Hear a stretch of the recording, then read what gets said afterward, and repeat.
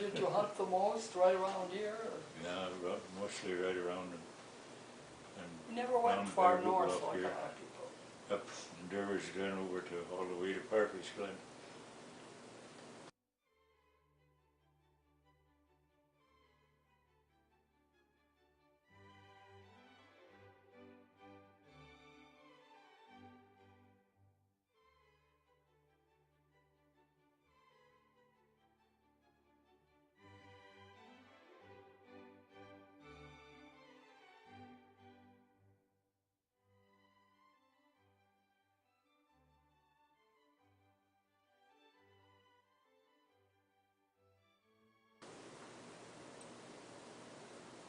Remember the time when we were chasing a buck of snow. We had wounded one, and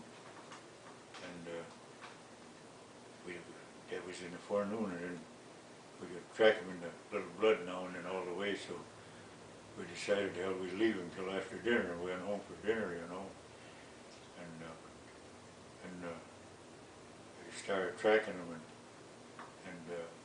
Gerald and Cobra Street, there was a line fence all the way down between two fields, and the buck run down through there, and he jumped over the fence, and Gerald and Cobra Street was sitting there. He was taking a crap, and the buck hind feet jumped right on, hit him right on the head, you know, and knocked him down. While he was sitting there doing his job. Kidding? He hit the deer on the head?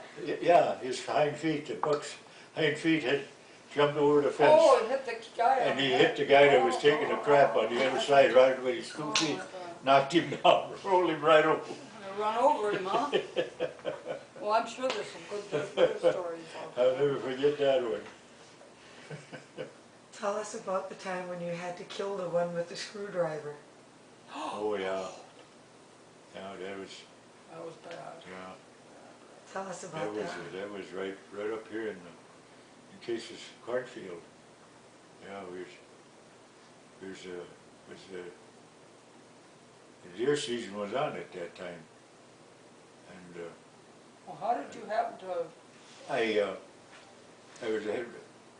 took my gun. We were deer hunting up in the 40, and I had the truck along, and I had logs up there that I was hauling down, you know, down here, stack them up to sawmill.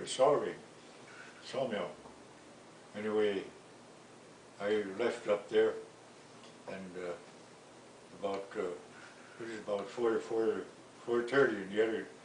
It was about 4:45 when the deer season was ended for the day, you know, for time. And I told the guys I'll go down and haul that load of logs down. They would come there. They said, "Well, we'll stay here till the season is closed, and we'll come down," you know. Anyway, I come down and up in the back here, and I was rolling the logs off, and I happened to look up, and there was somebody from the campground that had a boat on a trailer there with a canvas on it. I looked up, and up in the cornfield here was a great big buck, 8-pointer, and he had picked the corn, you know, a corn picker, and this was right where they turned around, and they had smashed the corn down, you know. There was still ears on it. So I looked up there, there was this great big buck there. He was chewing on a ear of corn, you know. He had half a ear in his mouth, and he was just chewing and chewing away on it. And I thought to myself, boy, I got to get that son of a gun, you know. I had my gun in the truck, and I loaded it up, put the clip with it. I snuck over by that boat, you know, so I could hold the gun good and steady. And he had his head down, and I thought, well, I'll wait till he gets his head up, you know, I'll try and get a shot right for the shoulder. Anyway, he got his head up, and I shot, and he went right down like a brick, you know. And I thought, hell damn it, what the hell now, you know. We had a house trailer right inside there. There was 2 people there, you know, living in it, but they never even knew, I guess, they shot. Anyway, we didn't hear from them, so I leaned my gun against a tree, which I should have taken the gun along. The darn fool. I got up there by the buck, and he was laying on the ground, and he started like he was running on the ground, and his feet was going this way and that way, you know. And I thought, geez, the son of a bitch going to get away on me yet, you know. So he got up just about the time I got over there, and I grabbed him by the horns, you know. And he picked me right up, and he pushed me right back about 30 feet into some sumac that was like this high, you know. And I kept hanging on to his horns, though. Kept hanging on, and he just could pick me up and push me around. He wrestled around in there in that sumac. We had that sumac all knocked down for about 30, 40 feet around there. It was all about this high. And still hanging on his horns, and he picking me up, you know, and his hind feet was coming up and hitting me on the head here and on the shoulder. His hind end had come right up like an alligator's tail. Come and hit me here, he hit me there, and I had my shoulders out, you know, and I was holding him down. What I was trying to do was keep his nose in the sand, try to smother him, you know, and that didn't do any good. We kept going there for at least a half an hour, and I thought to myself, I'm not letting go, I'm going to hang on for dear life, you know, and I did. And I finally got his nose down in the sand so that he was getting out of breath, you know. And I thought to myself, I got a damn pocket knife in my pocket. If I can ever get loose enough off of one hand so I can get a hold of that pocket knife, well, I'll fix you, you know. So I had him down, his nose down in the sand. He was getting pretty damn tuckered out already. And I got my pocket knife out and I held it. And I finally put my teeth down and opened it up, you know. I wouldn't let go with the other hand, so in case he could go quick, you know, jump up. And I finally got in there and I yanked him, you know, in the throat and hit the doggone artery. And then I had his nose in the doggone sand, and he was starting to breathe through the windpipe that I had cut, and the damn blood was coming out, and it was just like a spray gun spraying me all over when I was holding him down, you know. I held him down, goddamn, I was just sprayed with blood to head to foot, you know, my whole face empty. Fighting your battle all alone out there, nobody knew it. And I finally got him dead, you know. Well, you're lucky. Yeah. And anyway, I come walking down. The other guys just came home from hunting. They come down by the office building here. And they see me all full of blood. What the hell happened to you? I told them, I said, you come up here, I'll show you what the hell happened, you know. Who was it that came? Lawrence and Kelly and Francis. And we went up there and we looked at it, you know, and goddamn boy, they couldn't believe it, you know. Was a big deer too. Yeah, he was an 8-pointer, a buck, yeah.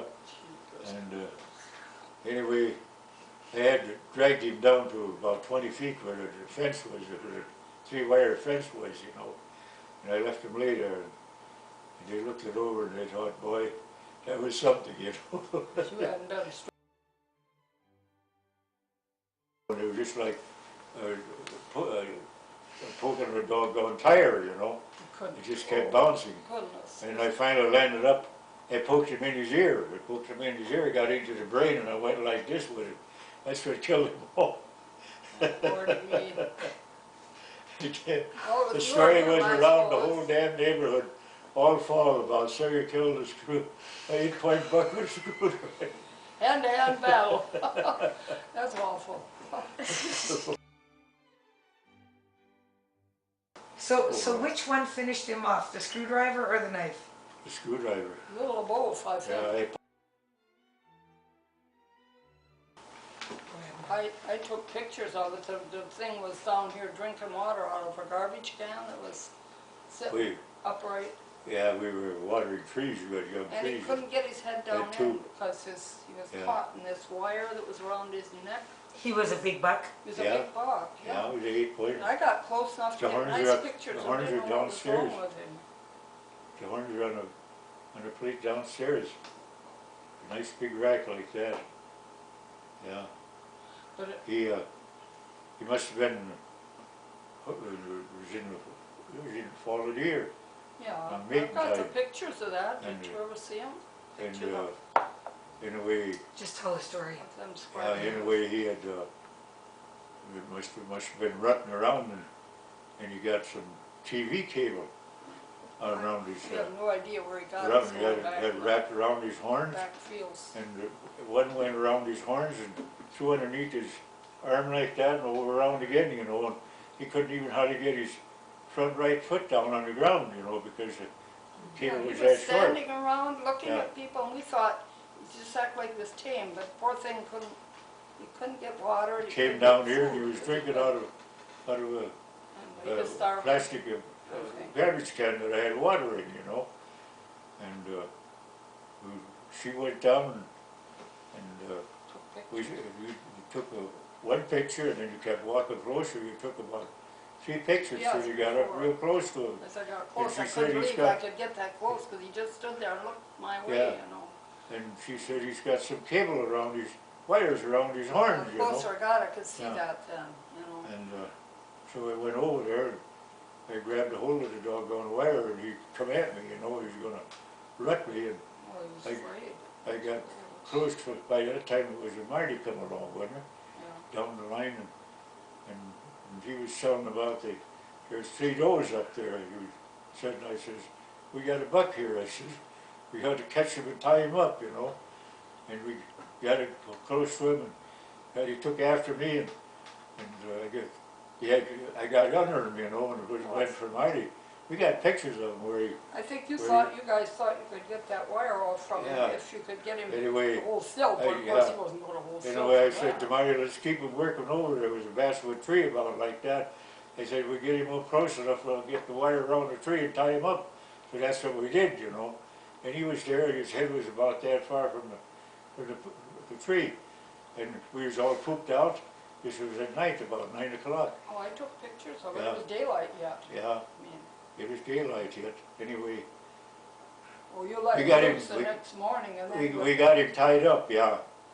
And anyway, I said, let's let him go. I'll knock him off in the morning. We'll butcher him, you know. Anyway, we got to see that he had goes around his neck so darn long that it was even sore and festering in there, he really, would around have the been neck. fit to eat anyway. Yeah. He was And been sick a long and time. it was Marty said that he was living up there in a trailer on the other end that time. He says, you know, 2 weeks ago I seen that damn buck, and he was standing there staring, you know, just like he was half drunk, and he must have had that darn cable around his neck then already. Yeah. And He was anyway, suffering, I think. yeah. Anyway, we Well, didn't he get down the river and he Yeah, drowned he drowned. eventually? he Fell got, in and drowned. yeah. And then, Anyway, we had him tied up, and the boys went downtown. This woman that lived out here in that trailer, that what was her name? She went by and happened to see the whole works, you know. She went down and she worked in the tavern, and she told the whole story about how we were fighting with that deer and tying it up, you know. And I don't remember. and young But the big story got around. one guy down there, he came up and he says, you know, he says, you can get arrested for that, you know. Well, we could have. We caught a deer and tied it up, you know, alive. Well, you So, would have never done it if he'd have yeah. been well, Yeah, but you know, anyway- something wrong with him. and Anyway, that's- Georgie, he came up that night, him, Georgie, and what's his name, Gallus, Tom Gallus, and there was somebody I else. don't even remember. They came up and we had him tied to a tree. They drove right up to him, and it was about 10 feet away, and the buck, he was hanging there trying to get away, you know. And Jimmy Gallus says, oh, he says, that's a fake one, you know, just like that, you know. And Marty told him it isn't, so he went out and he was going to get up to him, and he almost got a horn him, you know. So, well, the story all got around, so in a way, what they did is come back and they cut the rope off, you know, and they had the loop still tight around his neck, and the doggone deer went over out on the pier that night, and in the morning it was a Saturday morning. They went over there to take the pier out, and the boys, and they looked over there, here the damn buck was laying there, floating on top of the water. He went over on the pier and must have fell off and drowned. Probably wanted to drink again and he was so weak he fell in. Yeah, he had that tight rope around his neck, you That know, was and awful. cut it off. So we called the game warden and told him about it. Yeah, we'll be down there, you know, about 10 o'clock and pick it up, but we dragged it over on the doggone boat landing. I And thought it was it- found dead up in the woods here No, later. Because we we got a dragged it- picture of it. Yeah, I took a picture of it, yeah, up after we Well, you dragged dragged it it back. up that way to Yeah. get it away from the Anyway, we lake. had it laying on the pier, Let it on rot up in the the backwoods. boat landing for about 2 days, and I said, it looks like no game warden's come to pick it up, so I took the lift truck and took her They straight didn't and put it even around the come, they neck and weren't dragged it interested back enough up to there. even come and take it And away I- themselves, so he finally had to drag it away It from laid up there each. for a couple of days, it started to smell, so I went up and cut the horns off, and then they dragged it back in the woods and let it rot back there.